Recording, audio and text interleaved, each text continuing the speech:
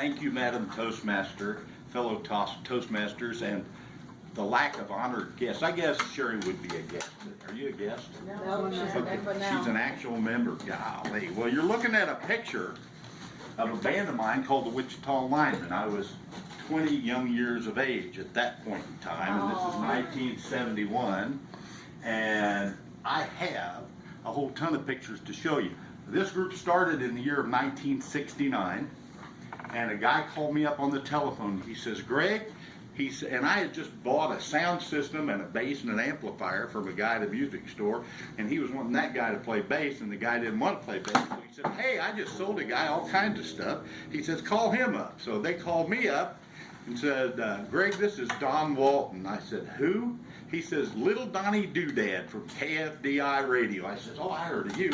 He said, I'd like for you to consider transitioning into the bass player role for the Wichita Linemen. We're going to have a band that we want to go out and instead of playing all week long at a nightclub somewhere, we want to play one-nighters and make as much money in one night as we'd make all week long playing in the nightclub. I said, count me in. Well, I want you to bring your bass and your amp, and you got a PA system? Yeah. He said, bring it all out to Bob's and Bill's mobile homes. He says, we're playing in the front room of a mobile home there, and this was in 1969. All right, so they came out, and they didn't hire me. They said they told me later that the drummer, who was 24 years old at the time, he just turned 70, by the way, he told me that they were having a conversation, said, well, what do you think about this kid? I was 18 or so at the time, and he said, well, he's not very good, but he's got a PA system. All right, so that's how my tour of duty for 30 years with the Wichita Linemen started. And we played a lot of Knights of Columbus halls, you name it. We played it all over southeastern Kansas, all through the Midwest. And we started out playing at Army bases and NCO clubs and places like that. They'd bring in entertainment. And that's how we did it. So I transitioned from a nightclub musician, which at 18, I was playing in nightclubs 5 nights a week for $20 a night. And these guys, we go out and play in one night, and I make $100 for one night. Big money. So we played this little Knights of Columbus hall in a place called Pickway, Kansas. Let me see if I can do that here. Oh, that was our first promotional picture from 1969. I was 18 years. It's an autographed copy, by the way, too hard to come by. And this is the first radio station album that I played on. And you notice I'm not in the front picture here. These are all disc jockeys. I wasn't a disc jockey at the time. But if you notice up here, it says Greg Stevens. Let me go back here. How do I get back? The other way. The other way. The other way? Click on the other side. It's on here? There you go. Well, I went forward.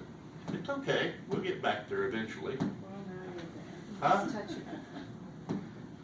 Okay. One more. And it says the kid here is only a single member of the group, and he's old beyond my 21 years at that time. And that was the first album recording that I was involved in. And the title song on this album was The Bear with the Chartreuse Hair. Blue apes on the ceiling, purple mongoose on the wall, spotted spiders on the doorknob, don't bother me at all. Well, it really gave me a scare when I saw the bear with the chartreuse hair. I saw the bear with the chartreuse hair standing on his polka-dotted feet. Well, I looked out the window and he was there, right in the middle of the street. Well, anyway, I didn't write that song, but a disc jockey by the name of Old T-legged, toe-legged, B-legged, bow-legged, curly-headed P-Williker, Old Mike, wrote that song, and so we recorded it, put it on that album. We sold 1,000 copies of that album, and I was hooked at that time. So our band went out and played this Knights of Columbus Hall in a place called Pickway, Kansas. P-I-Q-U-A.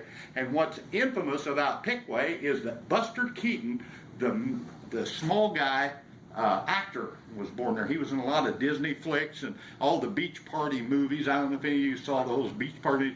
Buster Keaton was the little person in those things. So, but in Pickway, we wrote a song that told y'all how we started and how we got there. And it went like this.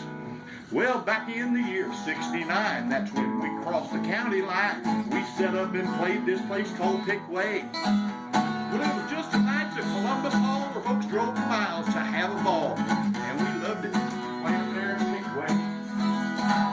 Pickway, Pickway, picking at Pickway. Well, the Wichita Linemen was our name, and we set out to seek our fame. Yeah, you guessed it, right there in Pickway. Where the folks are the finest in the land, you tattoo that on the back of your hand. We love it playing right there in Pickway.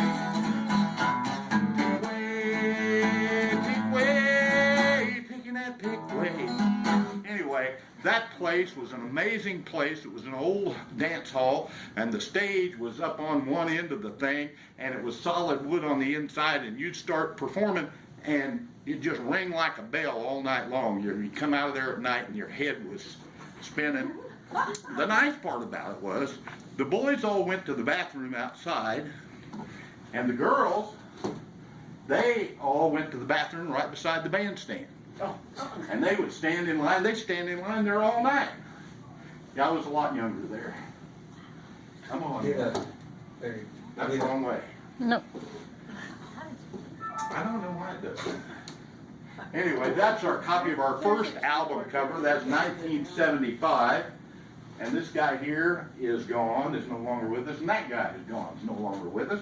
This guy here, see if I can get that moving, was a comedian in the band. We traveled in a 40-foot bus. The band, which was 4 or 5 guys, we got up to 8 pieces at one time. We had a road crew of 3 guys, and it was like setting up a house and tearing it down every night. Wow. It was amazing. We played all over. And these are a bunch of promotional pictures that we had of our group. This guy here, Colonel Hendricks was his name. He died in 1995 or 6, and he was when my band started to come apart. And we've been together for 26 years. He made it. He was fun. He had a face like Red Skelton, if you remember what kind of comedian he was. And he's there. He wasn't in that picture. That's my little brother. But he's in that picture. He started wearing hats there, if you notice. And then this is him down here. And that's him over here. And he'd wear that blue smoking jacket and Budweiser pants. Let me finish this up You're here. not on the presenter anymore. You have Yeah, to hit you're that not. at current. I have to hit Hit something. the second one. Hit current slide. Current slide up on top. On The top, go second top. thing. Current Oh, There you go. Now you can do it. You just now I hit- can? slide. Or you can just touch it. on it. Just I touch can just it. touch it. Well, anyway, 30 years of country music. I had myself a ball, and I was almost sorry to see it come to an end. Our last show was actually played in 2003, and it was a get together with a bunch of our old musicians. There were over 40 band members that had showed up that had been members of the band through that 30-year time period. So that's what I got to tell you about the Wichita Linemen. Thank you.